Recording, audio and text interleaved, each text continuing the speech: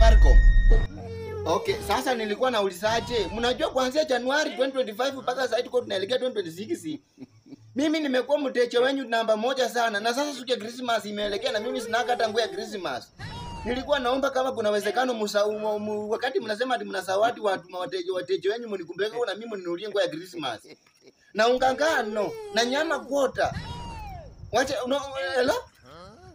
Hapana ni kama ni simu ya kuchukua lipa mdogo si ndio nilichukua. Sasa mkisema ati biashara yenye mnafanya ni mambo na simu na mambo ya mawasiliano na M-Pesa. Na what about mimi nimekuwa mteja wenu toka tu hata nilianza kununua simu yangu. Sasa si ni wakati hata nyinyi mkati mnasema ati mnapewa zawadi mashabiki wenu. Si hata mnatupia vitu za maana kama nguo, mnatupia vitu za maana kama ungangano sababu tuko naelekea Christmas na mimi sina go anytime. Sina go anything.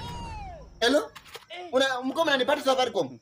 Mwachanga mchezo mimi niko nasema abantu bana bali ndavuzi tu sana. Yaani wanataka tu mambo ya credit tu. Mimi niko nawapigia sana. Mmesikia kikosi na kaya njaa. Mimi si chakula yako kitu nyinyi munituse zawadi, munipeko zawadi kama venye niko nasikianga mnapewa watu wengine kwa radio. Na mimi niko naenda tu mpaka kwa station.